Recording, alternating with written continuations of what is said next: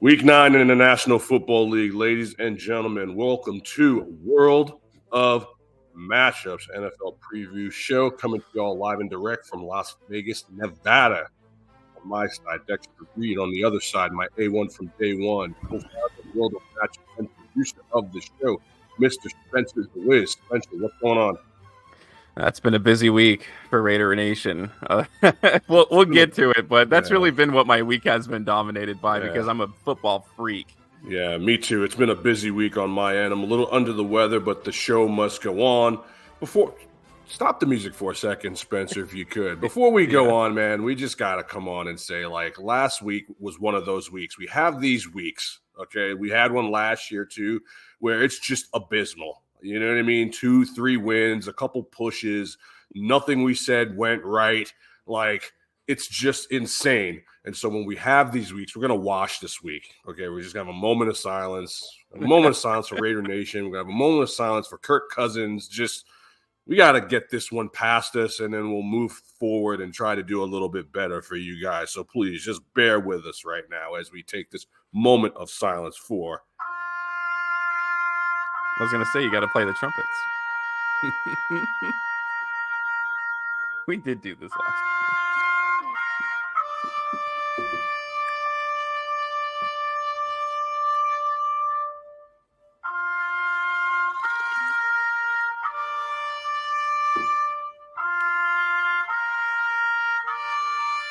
Rest in peace, Kirk Cousins.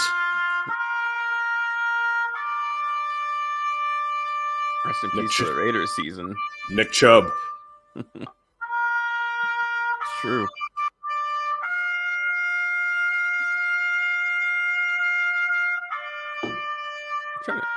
We haven't really had any. Well, J.K. Dobbins.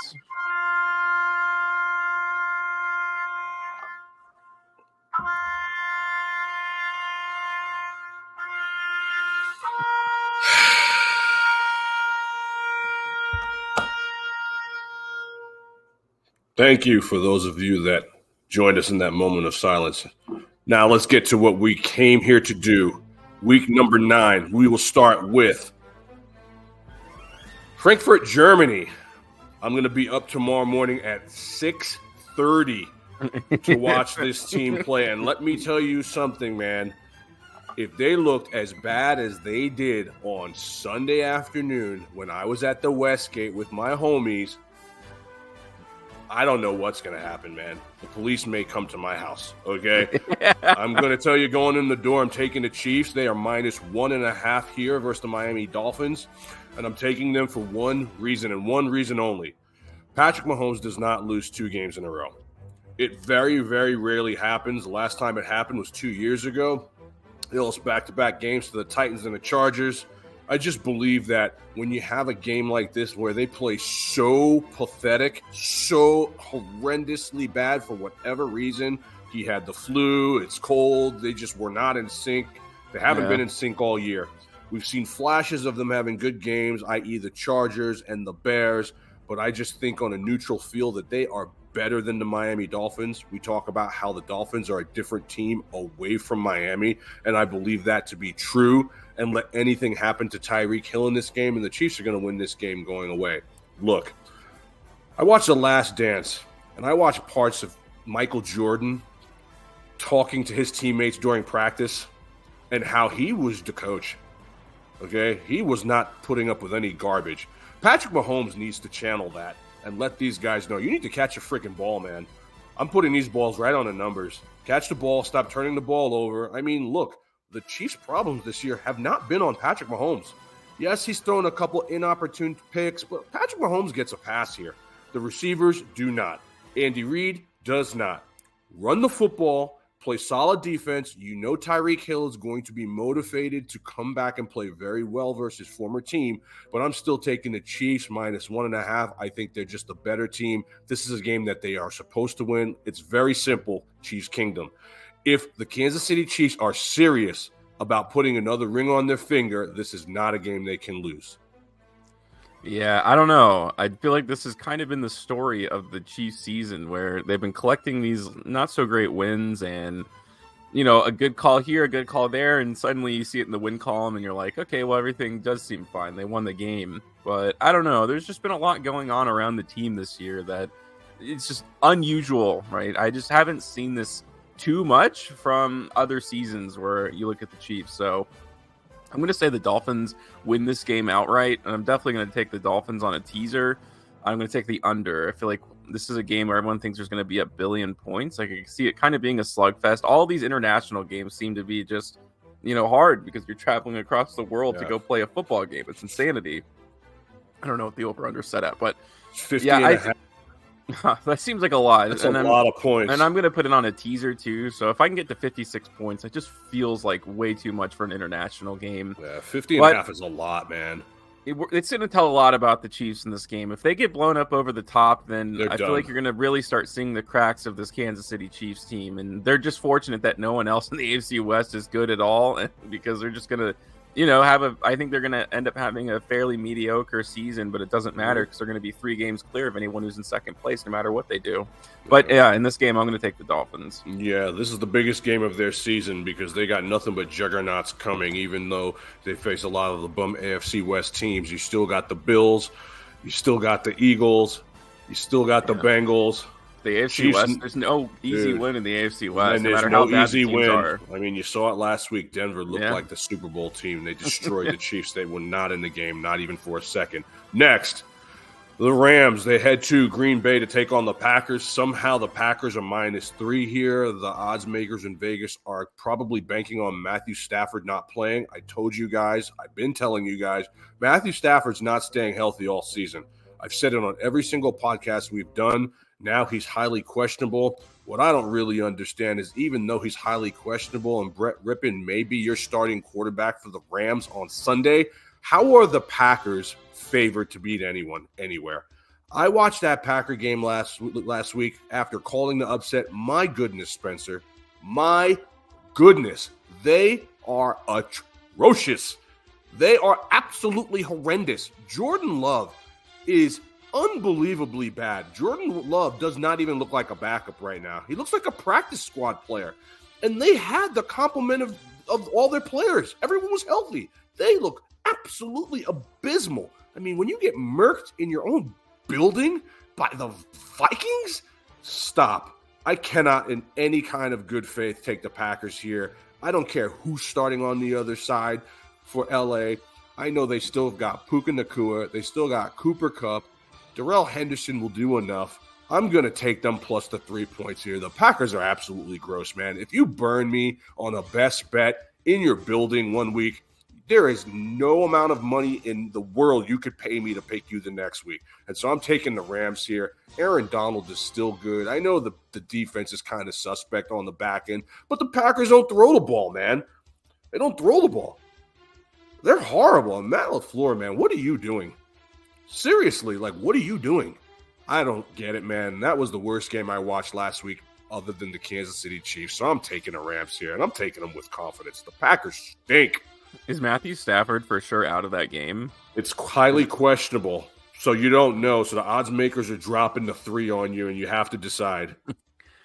Yeah, if Matthew Stafford plays, there's no way. I mean, oh, gosh. I'm going to say Matthew Stafford doesn't play. I think their season is derailing pretty quick, and I think they're ready. I think they're ready to just move on from every remnants of that Super Bowl team because you have to at some point. It's hard, right? When you win a Super Bowl, you just think, let's run it back. But they gave up everything to get to that Super Bowl run, which is worth it. Winning a Super Bowl is everything in the NFL. So I'm going to say Matthew Stafford doesn't play, and to my knowledge, and because I think Stenton Bennett has been dealing with some real big problems off the field. He's gone. So I don't know who.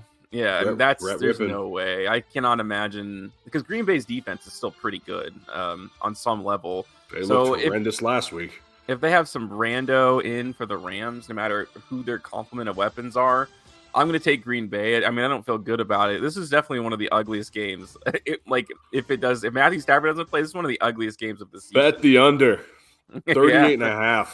That's definitely going under 17-10 final. Jeez. Absolutely horrendous that team is. Next, Washington Commanders, the fire sale Washington Commanders, they head to Foxborough to take on Bill Belichick and the New England Patriots. Patriots minus 2.5 here. I'm going to tell you going in the door, I like the Pats here. I just think Sam Howell is in trouble. They show you lack of faith in the team when they start just giving up all your key blue chip players at the trade deadline. What are they playing for, honestly? This team is playing for 2030. They got nothing going on. Bill Belichick will take Sam Howell out of this game with ease. I think Ramondre Stevenson's going to come on here. That defense is absolutely decimated now. I think that the Patriots are bad, but I'm starting to think the Commanders might be worse. I'm not so sure they're much better than the Patriots, and so they're on the road. Field goal wins it. I'm going to take the Patriots here, and I'm going to take them with confidence, man. I'm not a big Sam Howell truther, and Bill is Bill. You know what I mean? It's not like he is facing, Joe Montana or Jim Kelly on the other side. The Patriots defense is still good, albeit without Judon and Gonzalez. They are still good. You saw what they did to the Bills. They'll have no problem doing it again here to the Commanders, who have basically given up on their season. Eric Bieniemy is going to be a head coach next year. They're falling to pieces. This is a shambles poverty franchise, and you're going to see why on Sunday. Yeah, I don't know. Washington is just not a very well-ran team. To be honest with you, it's kind of sick because Ron Rivera's getting fired. I mean, when you think about it in context of the fact that the two people who are above them in the division being 3-5 is a lot worse, and you're like fighting for like a wild card spot. But I don't know. I just can't imagine that's a good thing for your locker room to get rid of one of the best defensive lines in the NFL for like a third and then a second round pick or something like that. It seems kind of weird. Like those guys were, maybe Chase Young. Okay, you want to say, he hasn't really been productive, whatever. Montez Sweat has been. Like, aren't those the kind of guys that you're going to look for in the draft? Man. And now you're drafting someone you don't even know if he's going to be. They didn't want to pay Sweat as good as Montez Sweat. They didn't want to pay him. That's just weird. Like, who are you paying on your team? Like, what's the point of building a team then?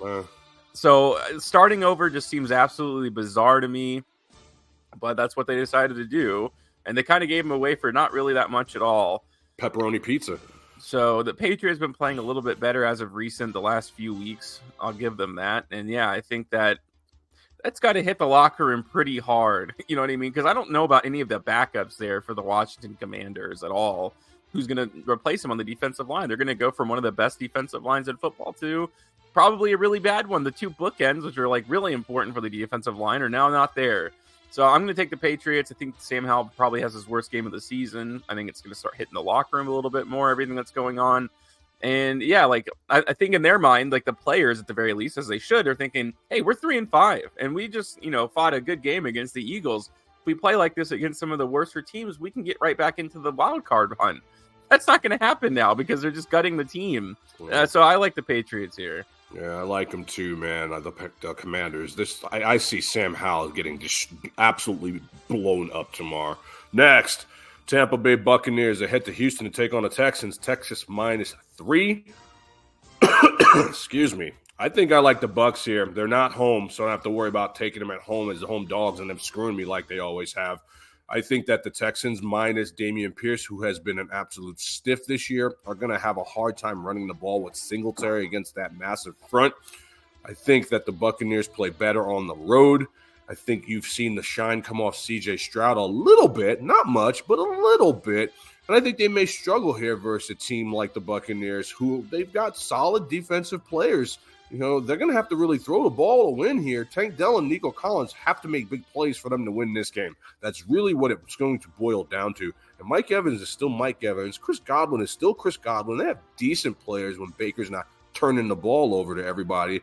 I think getting 3 for them versus a team that they're clearly, in my mind, better at. Not much better, but they're better than them. They should at least cover this game, if not win the game outright.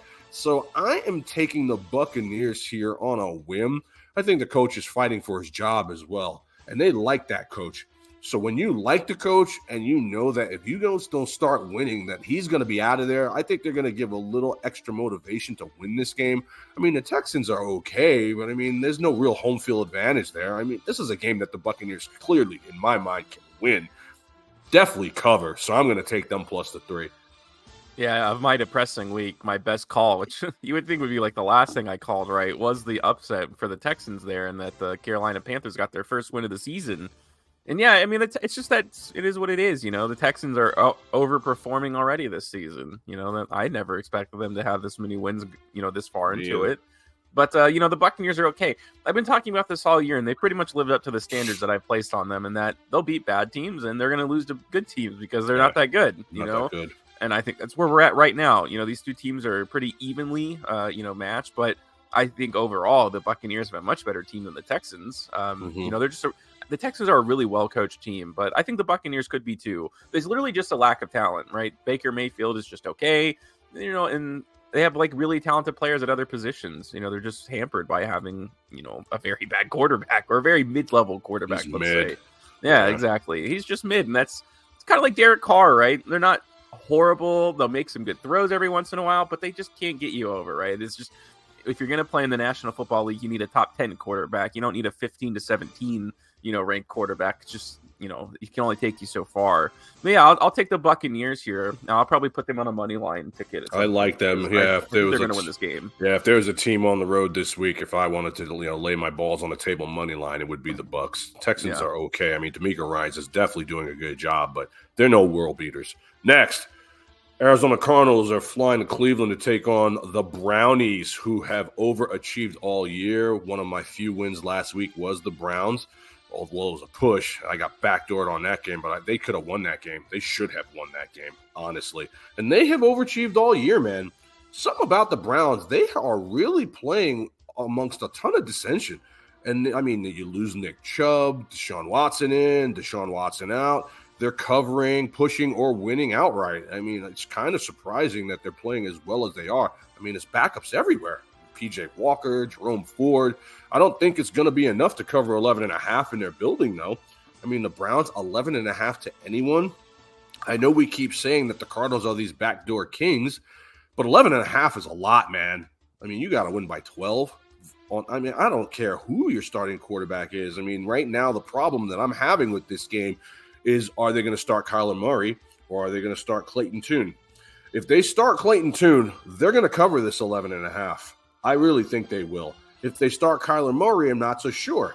Kyler Murray is dying to get out of Arizona, and he wants to get on the field and showcase that he's fine from the ACL, and somebody should take him. Atlanta, come get me, And so it's very difficult here to choose this game because you really don't know what's going to happen because your quarterback situation is a game-time decision in Arizona. I'm going to take the Cardinals plus the 11.5 just because I have to pick somebody, and 11.5 is a lot. The Browns don't stretch the field. They don't have explosive plays. So how are they going to get to that 12 point? How are they going to get there? Arizona has played decent defense all year long. When they have missed covering, they have just missed. The Browns blowing anybody up anywhere when has that happened? I think 11.5 is far too much. I think more like 8 or 9. I'm kind of going to pull and pray and hope that they start Kyler Murray here. And even if they start Clayton Tune, 11.5 is still a lot. But I don't see a 31-13 final. I see more like a 24-12-13 final. And they'll just cover and backdoor the Browns like the Browns got backdoored last week. Yeah, I'm going to take the Browns here. That Tune kid is expected to start. And I'm not even convinced that Kyler Murray's going to play this year. But yeah. The Cardinals, they fought really hard this year. You have to give them credit there, but it's some random rookies playing against one of the best defenses in the NFL. I think the cover comes through like a pick six. I'm going to put a little bit of money on any defensive touchdown in this game because I can't think of a greater opportunity. Mm-hmm. One of the most dominant, defenses, a strip sack fumble, pick up and take it to the end zone, a pick six. I can just see one of those things happening. And then suddenly that 11-point spread becomes 4, right, with the defensive touchdown. And I think that's a manageable thing for the Browns to do. I think their offense is good enough. And I think it's just going to get harder and harder for the Cardinals to keep up this energy that they're placing onto the field right now. You're starting to see it a little bit, starting to wane. It's just natural, man. These guys are human beings. I've talked about this before. So, yeah, I'm not really afraid of the points because I don't think Kyler Murray is going to play. And it's, from all the reports, doesn't seem expected at all. So give me the Browns in the 11 points here. Nice. Next, the Bears. to head to Who Dat Nation to take on the Saints, who are -8. They took the Bears last week to stay in the game, and they got eviscerated versus the Chargers. I cannot take them in any kind of good faith here if it's Secret Agent Man who is going to be starting, and it is. Saints defense is so slept on, it's ridiculous. They are going to make this guy's life miserable on Sunday, and they are going to cover the 8 on basically the same premise that you just spoke about.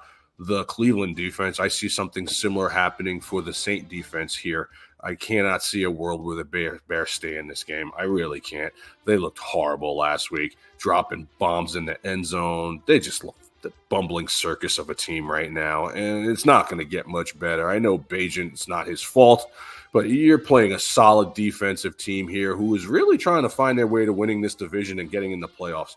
They're not great, but they're very good, and they're really good at home. Derek Carr should have a decent day here. Alvin Kamara should have a decent day here. It's time to get Chris Olave woken up. Michael Thomas has been good. Taysom Hill has been really good for them this year. I mean, their offense alone should cover this 8, and if their defense does anything, it should be an absolute lock.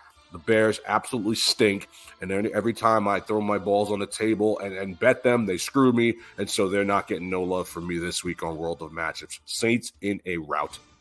Yeah, that Chargers game was another one of my better calls last week. I didn't have many, but yeah, I said they're going to – look, you can't let the Raiders – change, set your opinion on anything, because they will put up historically bad performances and make someone look good. And that's what they did for the Bears. I think the Bears are an absolutely garbage team, and they just beat a terrible, terrible Raiders squad who just forget to show up sometimes. The Saints are going to get wins off of their defense alone, right? Derek Carr is who he is. He'll have a good throw, he'll have a bad throw, whatever. But when you're playing a team as bad as the Bears, it doesn't matter, right? Derek Carr may have a bad interception in this game, but, they're going to have like a fumble and an interception on the other side. And and then the Saints will score enough to keep it going. So I love the Saints here. I think they blow them out of the waters. You're at home. I mean, this would be the shock of the lifetime if the Bears were even in this game, in my opinion. So I agree.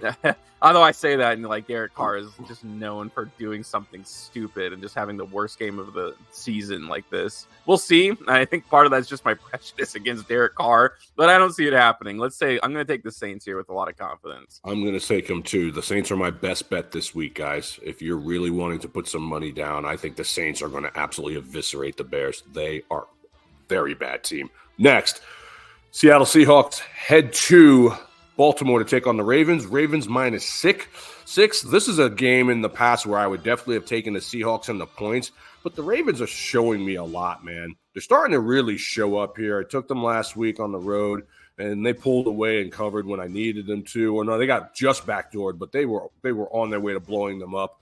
I really like the Ravens at home here. I don't think the Geno Smith that got paid was worth getting paid. A lot of these guys on Seattle have nagging, lingering injuries. I just think Lamar has really started to show people that he is worth the contract that people have given him. They're starting to throw the ball a little bit more. Their defense is really, really good. Geno Smith scares me in this game. I know it's a touchdown to cover it, but I think that they do cover it here. They showed up when I needed them to. All of a sudden, Gus the Bus is something real now. Is the guy going to have 3 touchdowns every week? I don't think so. But the running game is working. Lamar's legs are working. Lamar's arm is working. The defense is working. The coach is calling the good plays. It's working. It's working right now. The Ravens are going to make the playoffs, and they're going to make some noise. They may win a game depending on who they get seeded with. And this is the type of game where everyone's going to take the Seahawks. Everyone's going to take them. I'm not taking them. I think the Ravens clown them on Sunday. I think they cover the spread, 7 to 10 points. Ravens in a very, very impressive win at home. Would you say the spread on this was? 6. They're -6. It's not enough. I love the Ravens. This could be my best bet this week because, I don't know, I'm just not a huge believer in the Seahawks for some reason. I just feel like when you need them to play their best game. They should have lost last week. They just don't. They should have lost. They should have lost to Cleveland, bro. Yeah, and the Ravens, just should have never lost that Steelers game. I feel like if they won that game, the spread would even be even larger, and a lot of people would be on the Ravens. Don't let a weird divisional game, change your opinion on a team, because weird divisional losses are part of football. It is just part of the tradition of the game. And other than that, I think the Ravens have looked really good this season. I think they're catching their stride. I just think that there is a very clear ceiling on the Seahawks, and they just hit it really hard. And you saw it last year, in the playoffs too. There's for some reason they just in the upper echelon, and I do think a lot of it has to do with the quarterback position. Geno Smith might be quarterback 13 or 14, but I keep saying this over and over again. If you want to win big games in the NFL, you got to be in the top 10 when it comes to quarterbacking, and I'm just not ready to place him there yet. So, yeah, I'm going to take the Ravens here, especially at home. There's just such a big advantage there, too. So I'll take the short points, and, again, I think this might be my best bet for the week. Yeah. Think about when the Ravens played the Lions a couple weeks ago. I think it's going to be something pretty similar tomorrow. Wouldn't surprise me if you go take a bathroom break and come back, and it's 14-0 Baltimore. Next, the Minnesota Vikings, they head to the Dome in Atlanta to take on the Falcons. Thank you, sweet baby Jesus, Lord in heaven, for hearing our cries for benching Desmond Ridder. Thank you. You are the most high and mighty for finally convincing Arthur Smith to sit Desmond Ridder, who is an absolute stiff and is nothing better than a backup, if not a high-end practice squad quarterback. Thank you. And because of that, the Falcons at minus 3.5, I think, are going to win this game in cover versus a really banged-up Vikings team who have just lost their leader, Kirk Thuggins. Look, Jaron Hall is a quarterback on the road versus a very decent defense that plays better at home. How can you not take the Falcons here? I just don't see it. I know it's 3.5. If the half point scares you, buy the half point. Buy it. But I think the Falcons play really, really well. I think you're going to get a large dose of Bijan. You're going to get a large dose of Tyler Algier. Now, Drake London's out, but it just gives more opportunities to get the ball to Kyle Pitts, who will now see the ball if Heineke is the quarterback. Heineke is better than people think. You know who Taylor Heineke is this year, Spencer? Taylor Heineke is the new Ryan Fitzpatrick. He's the new Fitzmagic. He's good, and then he stinks, and then he gets benched, and then he gets the opportunity. He gets good again, gets traded to another team. That's who he is. And I think he's going to do enough here. They paid Heineke a $20 million contract. They're going to let this boy play. He didn't get a small contract. He's a decent backup quarterback with a shot here with weapons. I'm going to say the Falcons roll here. I think just without Kirk Cousins, they're just a different team until I see Jaron Hall get the ball to Jordan Addison, TJ Hawkinson, any of those guys in space, anywhere at any time. This is a guy no one knew anything about. I can't take them in any good faith at all versus the Falcons here. Falcons, I think, win a 10-point game here. Yeah, the Falcons they really have a pretty good built roster, and I am excited. I'm pretty excited to see what the Falcons can do because they should be an exciting team. They have exciting players everywhere. They're a 9-win team. There's no reason to be less than that. Yeah, and if they had a top-end quarterback, they would be a serious threat. Not Super Bowl contenders because I think their core is too young, but I think, they are up and coming. And just losing Kirk Cousins is really, really difficult to do. So I'm going to go ahead and I'll take the Falcons here too. And, it's understandable just because there is a little bit of uncertainty when it comes to, the quarterback position. It's been a while since I think we've seen Taylor Heineke, but I think we'll also remember that Taylor Heineke played in a really tough division for a long time. He played against some of the top teams. So I think that's just going to bode well for him. And I think you're right. When it comes to, Fitzpatrick, they called him Fitzmagic because there's a certain charisma about them that people really like. And I think when your quarterback has been playing really, really badly, like you have with Desmond Ridder, there's something exciting just from the player's standpoint. They're never going to say it, right? Because you always have to stand whoever is quarterbacking for your team. I saw a lot of frustrations on the sideline, especially that Mac Hollins moment just sticks out in my mind. Mm-hmm. And Tyler Heineke is not like that. If he throws a bad pick, he's going to be on the sidelines, jumping up and getting ready. It's just things like that, those small details for a team that's really talented, right? That just needs a little bit of push from their quarterback to get some wins because their defense is also really good. So, yeah, I like the Falcons in this game. Yeah, Heineke will turn the ball over too, but not at the rate that Ridder was. And he also makes throws. He makes throws. Ridder, man. Watch Kyle Pitts have the game of his life here. Yeah. And the locker room is clearly happier. Desmond Ridder stinks. The experiment is over, man. The guy should just waive the guy completely. He should be done after this year. Next, Colts -2.5. They head to the Panthers. Panthers get their first win, feeling good. Congratulations, Bryce Young. I like the Panthers here. Believe it or not, I'm going to take the home dog here. I think that stuff translates and carries over. Gardner Minshew is the quarterback on the other side. He's nothing but a glorified backup, too. I mean, who are the Colts? They're not great. To be given 2.5 to anybody. I mean, I could see a world where they win it, but I got a hunch here that the home dog is going to hit for me. So I'm going to go with Bryce here. I'm going to go with Adam Thielen making a lot of plays here. I'm going to go with Bryce Young actually taking that next step that we saw C.J. Stroud take way early in the season. I think it's going to happen here. I really, really do. And so I'm going to take the Panthers here. I'm not going to take them with a lot of confidence.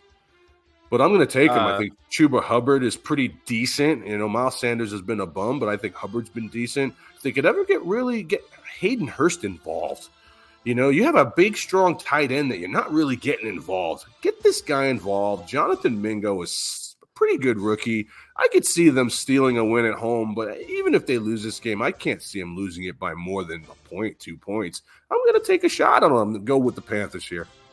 Yeah, I'm not ready to do that just quite yet. I think the Colts defense is a little bit too good. Shaq Leonard has been, bitching and complaining all week about his role on the team.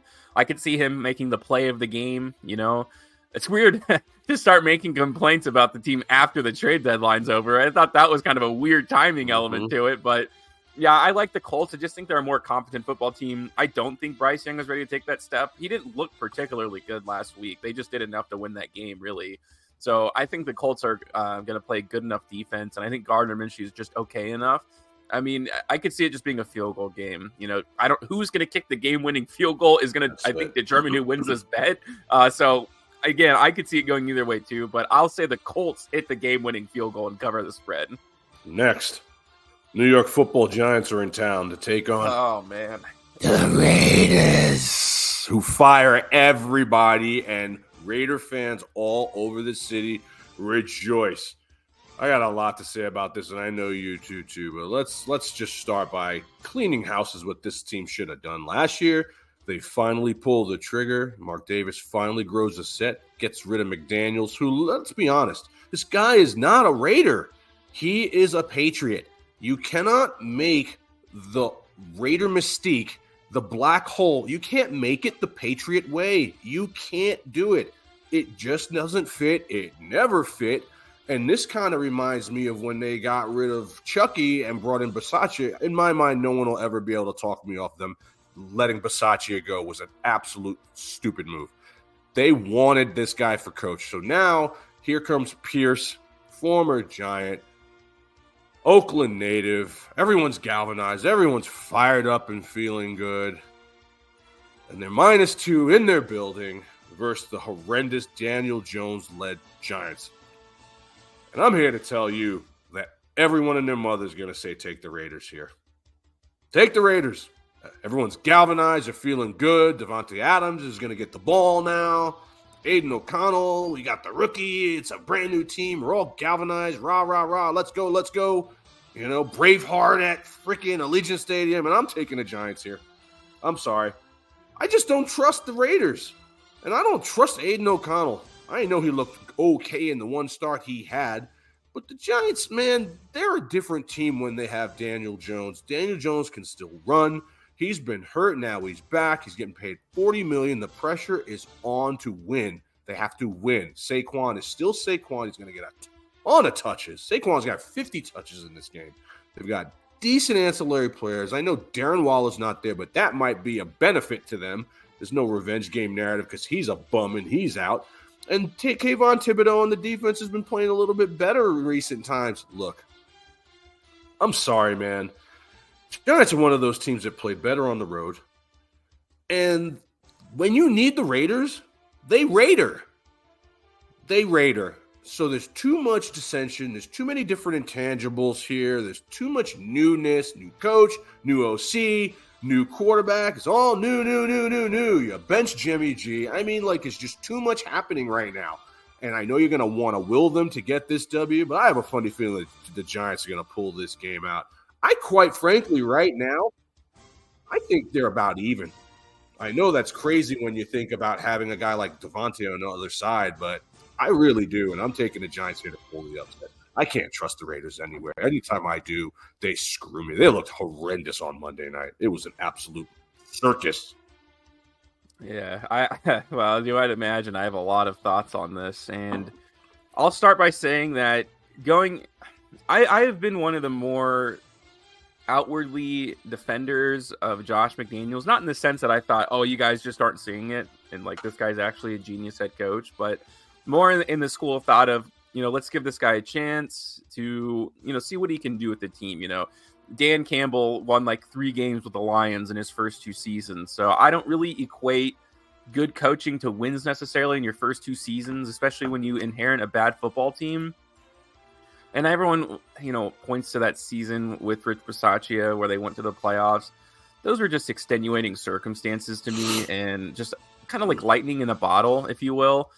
And I think that when you really look at that roster, it was not a very talented team. I mean, they just had so much insanity going on around at the time, and they were just pulling out wins that they shouldn't have. So when I went into the season, I was a little bit excited about the opportunities. I thought Derek Carr was especially bad last season, and a lot of other players played really well. But the one thing that I hated the most about Josh McDaniels was his decision-making. Like, he just did not make good in-game decisions, and it drove me crazy, like, how you could be so bad. But I thought, it doesn't matter. They weren't winning the Super Bowl last year. All I can hope is that going into the next season, that he improves, right? Seeing improvement, I think, is all anyone can see. But, you see the Steelers game, and it's horrible.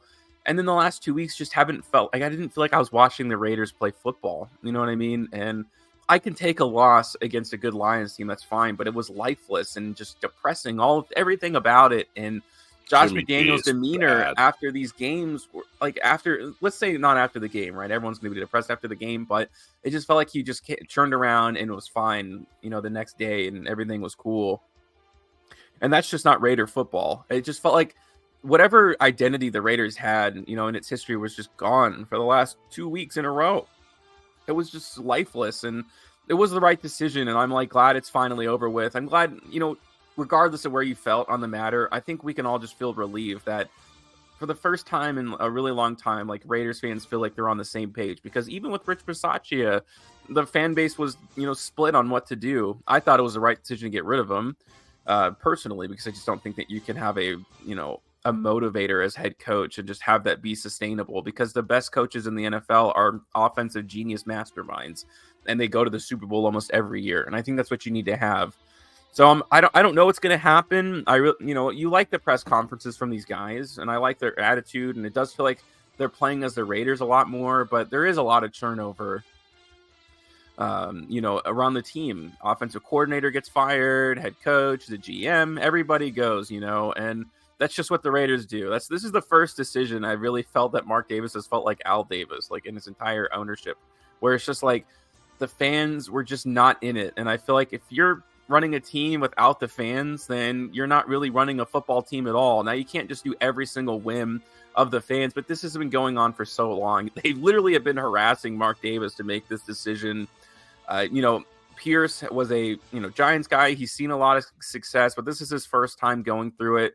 I'm going to agree with you, and I hope I'm wrong in that I just think the Giants are a organized football team and the Raiders aren't. And you can be as excited as you want, but football is an organized sport, 100 billion thousand %. It's not about who's the most motivated to win the game. It's about who has the best game plan. Mm-hmm. So, I mean, it would be great, and I think there also is maybe a slight advantage for the Raiders in the fact that no one knows what the F is going to happen in that game at all, because who knows what the plays are going to be called and like what it's going to look like. It's all random. So I think if the Raiders execute, that would be great. And the long-term, my long-term thoughts are, it's really cool. I am excited to see what happens with this team, just because they feel like they look like they're going in the right direction. Like the players feel they're going in the right direction, which is really important for the on-field product. I'm going to take the Giants though. Daniel Jones, is just going to keep have this team on a steady pace. There's no Darren Waller though, so the Giants are missing some players in key positions, and it's not like the Giants have anything blown up. It wouldn't shock me if the Raiders won this game as just one of those. We are rallying behind our new coach. We're all excited to play. But, I do think Dable is a really good football coach, too. Yeah, he is. If there is also another advantage for the Raiders is the defensive line. Like, Max Crosby is going to decimate the worst offensive line in the NFL. And maybe if they can get a strip sack fumble or something like that, that could help sway the tide of the game. I like Aiden O'Connell. There's just so much randomness and chaos in this game. I'm going to go with the over probably is like maybe the safest bet that you can go for. Yeah, there's just way too much happening on the Raiders side of the football for me. I think the Giants will be the more steady. Wan'Dale Robinson's a name to watch in this game. Next, Dallas Cowboys. They fly to Philadelphia to take on the Eagles in probably one of the best games on the slate. The Eagles are -3. I'm going to tell you that I don't trust the Eagles, man. They were in a dogfight with the Commanders. And the Commanders are horrible. I know they pulled away and they pushed on the 7 that they laid, but I'm going to take the Cowboys here on a whim. That secondary in Philadelphia has not been good. At this point, they're just names, man. Slay and Bradbury are just names. You guys are living off the name right now. They have been horrendous. You can throw all over them. Tim Howell looked like freaking Joe Montana. I mean, you get Jahan Dotson is carving you up. Stop, man. I told you guys about CeeDee Lamb last week. I said it with my chest, and it happened. I think it continues. I think in order to win this game, they are going to have to throw the ball, and Dak's going to have to not turn it over. I like Dallas in an upset here. I don't know why, because they're not going to be able to run the ball with Tony Pollard because that defensive line is like 10 times his size. But I just see that Dallas attacking that secondary, doing enough running the ball to just keep it honest, because it's been bad, man. That's the Achilles heel. I mean, the secondary is what lost Philadelphia the Super Bowl. They kind of addressed it recently. They got the guy from Tennessee. I just don't see it, man. I don't think it's enough. I'm not saying that Philadelphia's fool's gold. I'm not saying that. They're legitimate. They're the best team in the league right now with the best record. But, this knee injury that's going on with their QB hurts. I could easily see Dallas' defense really coming to play here and keeping them in this game. And like you said, defensive turnover, scoop and score, pick sticks. I could see it, man. Philadelphia, to me, last year was more galvanizing. You know what I mean? I was more impressed with them at this point last year than I am this year. I think their back end is going to keep them from winning a crown, honestly. I really do. They're not that good. I mean, you can say whatever you want, but the numbers don't lie. They get thrown on all the time. And what do the bigger, stronger, better teams in this league do? They throw the ball. The Bills, they throw the ball. The Bengals, they throw the ball. You're going to see these guys. Hell, even San Francisco's been throwing the ball more this year. You know what I mean? That back end leaks like a sieve. I'm going to take Dallas in the upset here. Yeah, I'm going to stick with the Eagles. I think that A.J. Brown and Jalen Hurts, man, are just on a historic run right now. It's kind of incredible to see. It's winning me a lot of fantasy games right now, too. My little comeback that I'm making. Yeah, I got A.J. Brown, too. He's good. Yeah, it's crazy. I mean, I have the two of them together starting, and it is just, they're getting me like close to 50, 70 points sometimes by themselves, which is crazy out of two players. But I do think that this trade they made with Tennessee kind of went under the radar, but it's easy to forget that Kevin is one of the best safeties in the NFL. Just played for the Titans, but I think the Titans are collectively a good defensive unit. So like it's hard for any one player to stand out, but Kevin really is a difference maker.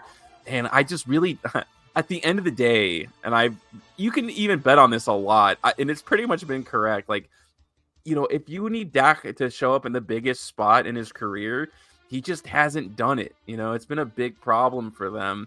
It's a division matchup, though, so those are always tough. But I just feel like maybe Kevin makes his debut heard. He makes a game-sealing interception. I could just see something like that happening, and just having his name pop up on this Eagles defense, who is desperate for any sort of playmaker in the secondary. You're right. These guys are just names at this point. They're just names, dude.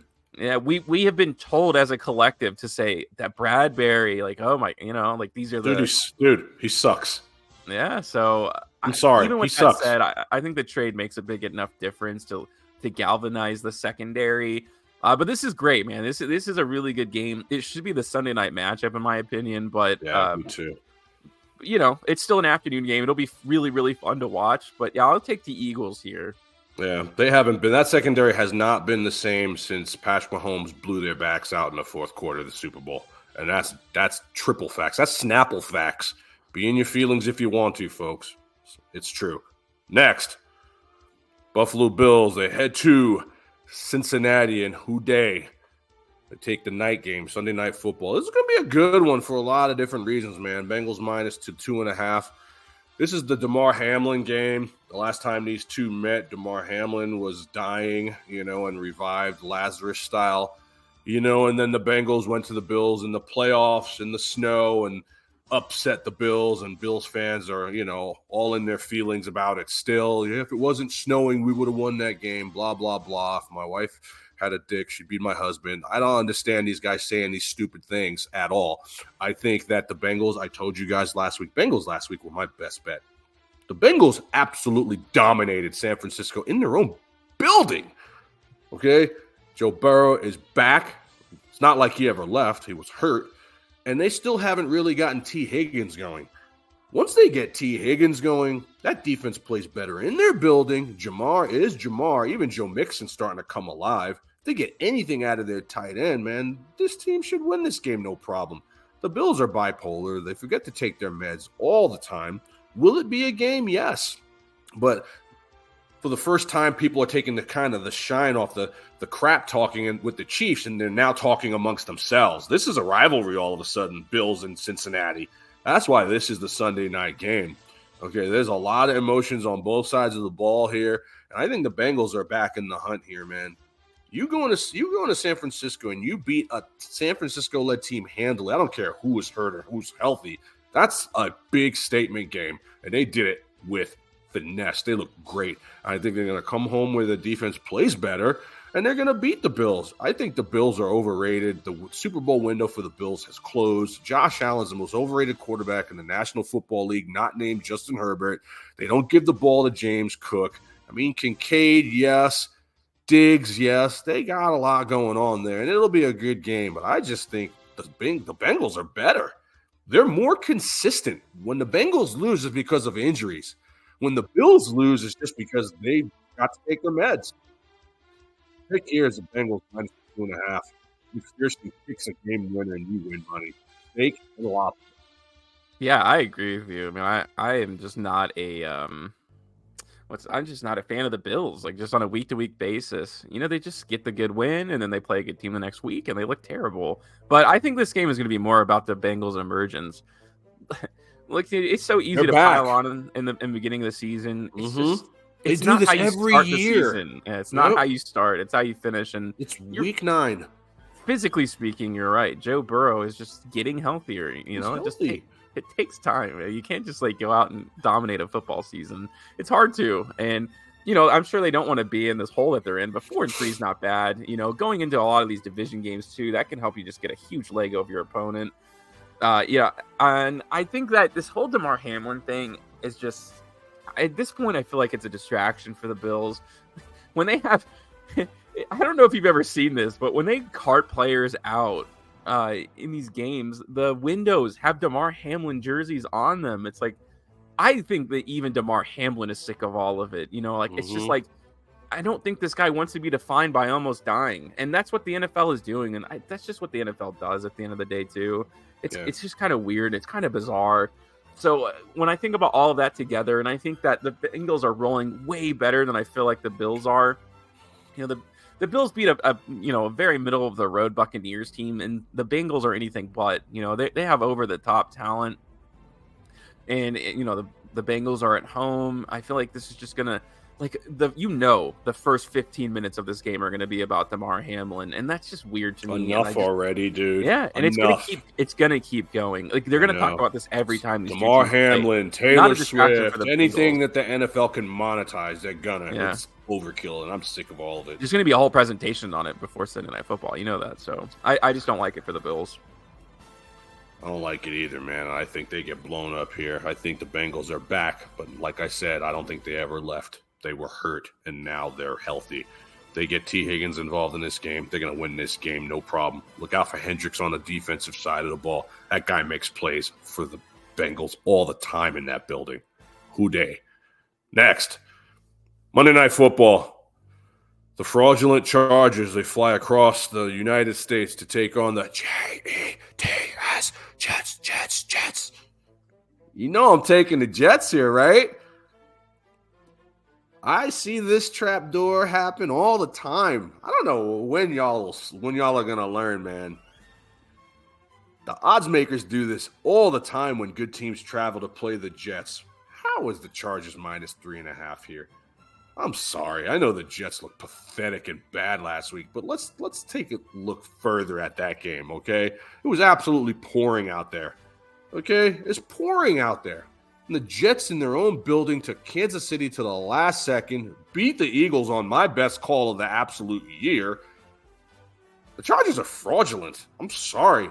Austin Eckler ain't right, or else he would be doing more for a player trying to get paid. Keenan Allen is good, but he's going up against Sauce, who's younger, faster, and better. Let's be honest.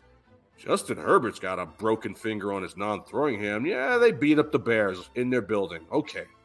Woohoo! Whoop-de-doo, you beat the Bears. You're supposed to win that game if you're a competent NFL franchise. But you're flying across the country, your coach is an idiot, and you're fraudulent. No Mike Williams. Your big body tight ends are just mid. The Jets take those players away regularly.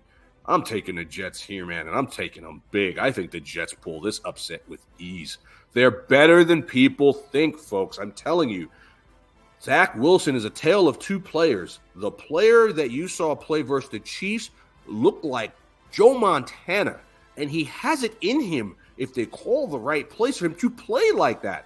Bryce Young is going to run all over this so-called decent defense. They are mid. I'm sorry, and they are so overrated too. I know Mac had 6 sacks, so I'll give him a pass on the one game, but Joey Bosa is overrated. The best ability is availability. The guy's always hurt, and even when he's out there, he's living off the last name Bosa. I'm sorry here. I don't know why I love the Jets so much in their building, but I do. They always cover or win these games versus Dallas, versus the Eagles. Took Kansas City, one bad call away. They should have beat Kansas City. I'm a Chief fan. I'll tell it to you going in the door that game. They were robbed. Robbed. I love the Jets on Sunday Night Football here. I think the Chargers are absolute frauds. There's no bigger frauds in the NFL besides the Chargers than the Buffalo Bills. And I'm saying it with my chest. Jets, Jets, Jets, Jets. Yeah, I guess I have to agree with you just because the Chargers on primetime is it's not a good duo. You know, they're a 10 o'clock a.m. type of team where they play their best football. I could see the Chargers winning this for some reason, but, you know, I'll just go ahead and say that the Chargers just aren't a well-coached team, and I think that's going to kill them because I think Robert Saleh is a very good head coach. I think they're going to be really galvanized. You know, it's going to be in New York. This is a game that the Chargers should win outright. You know, there's no way they should lose this game, but how many games have the Chargers lost where you say there's no way that they should lose that game? I mean, it's just Garrett Wilson and Breece Hall are going to go off in this game. They're going to go off, and you folks, I'm telling you, whatever their overs are, just bet their overs. I'm telling you, that Charger defense is fraudulent. They can be had. I'm telling you, I feel this one. You know what? Forget what I said about my best bet before. I'm sorry to cut you off. This is my best bet. This is my best bet. I know this Jets team. I'm a New Yorker. You ain't just gonna fly in there Sunday night and walk out with a win coming from sunny Los Angeles. Get out of here with that fraudulent bunch of bums. That's true. Telling you, the Jets. I feel like a Jet fan right now. Call Fireman Ed up. Fraudulent. Yeah, I'll agree with you there. I don't trust the Chargers for 1 second. They beat a really bad Bears team last week, but the Jets are not a bad team. You know, everyone else except for pretty much the quarterback position is extremely talented on this team, and I think Zach Wilson can do enough. I think that, you know, the Chargers just don't play their best football under the lights, and then I think you're going to see that on Monday. Jets are a bad call away from being 5-2, bro. Yeah. Without Aaron Rodgers. Jets could make the playoffs, folks. They can. I don't know why I believe in this Jet team so much. You know what? Because they got heart, man. They play with such heart. The Jets never lay down. Never. They never lay down for anybody. I'm telling you, bro, they never lay down. And I could just see a game here where everyone's going to expect Justin Herbert to go nuts. And I could see them being all over him, man. If they could slow down Patrick Mahomes, they could slow down anyone. That's all you need to know. Patrick Mahomes is a football god. Justin Herbert wishes he could be Patrick Mahomes. You're going to give me points in my building? Man, I might put some of my own money on this. I don't know. I feel strongly about it. Anyway, that's the slate, guys. Week 9 already, Spencer. My goodness, this is flying by. It goes too fast. Holy cow. Parting shots. Well, I guess we'll see how the Raiders respond. So that's pretty much my only thought is that is just such a wild card game. It's just, and it takes up a lot of space in my mind as a Raiders fan. Yeah, I got some parting shots. And one is for a team that's on the bye. Boy, the San Francisco 49ers better get their act together. That's number one. They needed the bye week bad. Yeah, they need it bad. Number 2, the Kansas City Chiefs lose this game. You could forget about winning a Super Bowl this year. This is not a game that you can lose. This is an absolute must-win game versus a very beatable opponent. If this team is serious about winning a Super Bowl and running it back, I will accept no excuses for losing this game tomorrow. 0. None. And it's going to be real interesting to see how the Raiders play tomorrow. There's just so many different moving parts for this new Raider team now. What's going to happen, man? Me personally, I would want to tank it out the rest of the season. Drake May, Caleb Williams, you may have a shot at these guys if you lose out. Well, they may think out whether or not they wanted to or not. The Raiders need a franchise quarterback. The recipe has been laid down for forever now. The more you want to disagree and hold out and keep bringing in these recycled stiffs like Jimmy G, is the longer you're going to win 7 games and never win a Super Bowl. That's the show, folks. Enjoy the games. We'll see you guys next week on Q, as we do every week. You've been watching World of Matchups. Like, subscribe, share the video. We thank you guys for all the support. We're out. We'll see you.